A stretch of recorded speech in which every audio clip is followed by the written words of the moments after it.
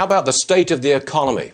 Do you think it would improve if we ended these $300 a week unemployment pay? Well, nobody wants to go back to work, so that's a problem.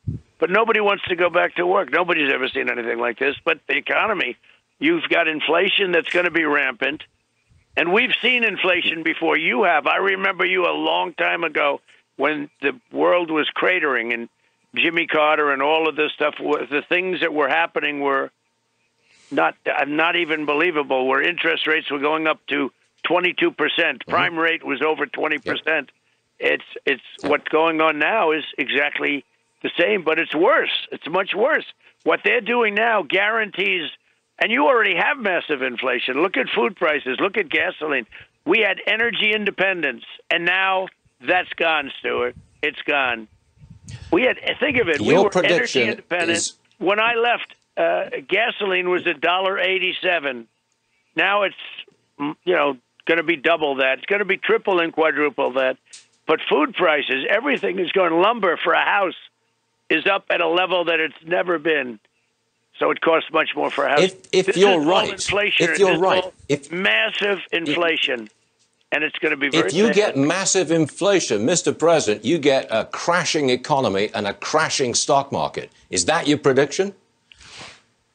Well, I don't want to make predictions. You know what? Because I just think it's not good if I do. But I am very concerned about what's going on. I'm very concerned about some of these bills. And if you remember, I wanted to spend a lot of money on infrastructure, but it was on infrastructure to rebuild our roads and bridges and tunnels, not to do things like they're doing, handing money away and giving it away to foreign countries and all of the things. I'm very proud we got rid of some of these endless wars. We haven't had a soldier killed in Afghanistan in over a year. People can't even believe it. And we started that train rolling. It was just about completed. And frankly, I'm very happy that they're going to continue it. We've been there 21 years, and it's enough. So they're coming home, and they're coming home from Iraq, and they're coming home. They're already back from Syria. We've done a hell of a job, and we've rebuilt the military. Can I just go back to one thing you said a couple of minutes ago? You say people don't want to come back to work. You think that the pandemic and the lockdown, did it change the workforce forever? Expound on that a little bit. How did it change it?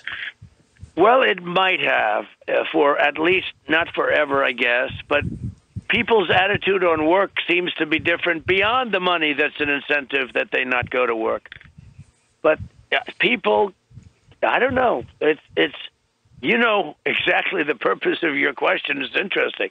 Because did it change their psychology on working is really sort of, I think, what you're asking, not just the money incentive, because eventually that wears out.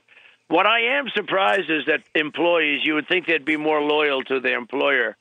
So when the employer calls and he wants them back, you'd think they'd go, because this is just temporary, this money. But there is a different feeling out there, in my opinion, and I think probably in your opinion.